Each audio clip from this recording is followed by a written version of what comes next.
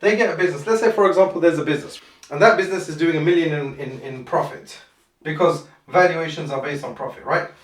That business is doing $1 million in profit. That business is going to be valued at 3 to 5 times multiple, depending on the industry. Okay, so obviously if it's technology, SaaS, something like that, it's going to be more than that. And it's going to be through. SaaS is not valued on profit; it's valued on revenue. But that's besides the point. Okay. Generally speaking, 80% of the businesses out there are going to be valued at 3 to 5 times multiple when you have $1 million profit business. Okay, $1 million in profit. What they're going to do is that they're going to talk to the seller, and they're going to say your business is worth at least 5 million. So what they're going to do is that they're going to say that that's the minimum price that you can achieve for your business, but we are going to get, for example, 8 million or 10 million. Now, I'm not saying that that the valuation can't go to 8x. I've got another video which talks about valuation, and I also do say that valuations can get to 8x. In fact, it can go even further than that. But there's circumstances about how a valuation can go that far. But when the business broker says you're going to get minimum 5 million for the business and possibly 8 million for your business, you know, the seller, the only thing that they can hear is 8 million. They don't care that you said 5 million. They only care that you said 8 million. Why? Because, of course, when you're selling something, you want to achieve the maximum result for yourself. Yes? When I'm advising my sell-side clients, and I'm saying to them, right, this is what we can achieve normally. And if all of the ducks are in the row, and the right buyer comes along, and the circumstances are correct, and all of the stars are aligned, and everything's done properly, that's when you can get 8x, right? But I say everything needs to be perfect in that state, and there needs to be a right buyer as well. That's the difference between me. I make sure that the expectations are low, even though we can achieve a higher price if we can get the right buyer. But other brokers, they say minimum 5 million. Now you come along, and firstly, what you do is that you realize, hold on a second, the profit isn't even one. See, that's the thing. The other thing that business brokers do. Now we're getting to the conversation of valuations. Let's talk a little bit about here. Yeah? They do so many addbacks which shouldn't be added back. So a business needs to spend money on marketing, right? This is, by the way, an addback that I saw 2 days ago on a business that I was analyzing. They had a marketing budget of 260,000.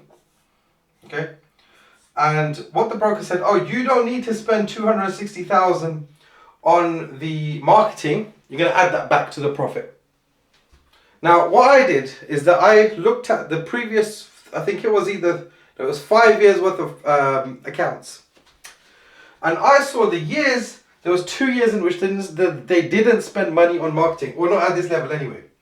They spent something like, it was under 100k in marketing, yeah? Their revenues dropped by 200,000 in those years. Their revenues dropped by 200,000 in those years. It wasn't 200,000. One of them was 200,000. That's when they had dropped it a little bit. And another one was like 400,000 approximately. Okay. In any case, there was a significant drop in the revenues of the business in the years that they didn't spend money on marketing. So if they don't spend money on marketing, their revenues go down and the profit was significantly lower as well. So therefore, I'm saying to the broker, hold on a second, you can't add back, you can't say that you can't spend money on marketing, because look at these years in which marketing wasn't spent on, and therefore the revenues went down and the profit went down. So he's like, oh, it's the business owner's choice whether they want to spend on marketing or not. It is a choice, of course. It's a discretionary thing. You know, some owners don't spend money on marketing and some owners don't. But there's evidence that the business performs worse when it doesn't spend on marketing, so therefore you can't add it back.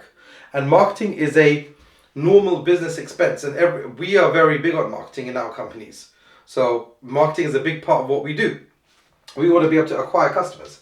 Anyway, so you can see this whole situation. That's why business brokers get a bad rap, because they're trying to add back things like marketing. Staff training. I'm going to ask a question, and all of you are going to know the answer. If you have a well-trained workforce, will they perform better? The answer is yes.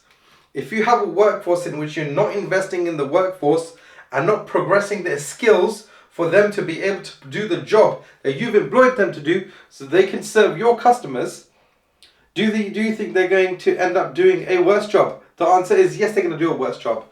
So they're saying, right, you can add back staff training. Yes, it's a discretionary item. Not everyone needs to spend money on training all the time. Like, you can have two businesses in the same industry. One spends on training, the other one doesn't. Okay? But which one has a better workforce? Now, retention of staff, all of these conversations come in. Anyway, let's stop talking about the crazy things that business brokers do. But if you do find a good business broker, and they are, for example, valuing things sensibly, so there are good deals to be done via brokers. You just need to find the right ones, the right brokers I'm talking about, and the right businesses and the right sellers.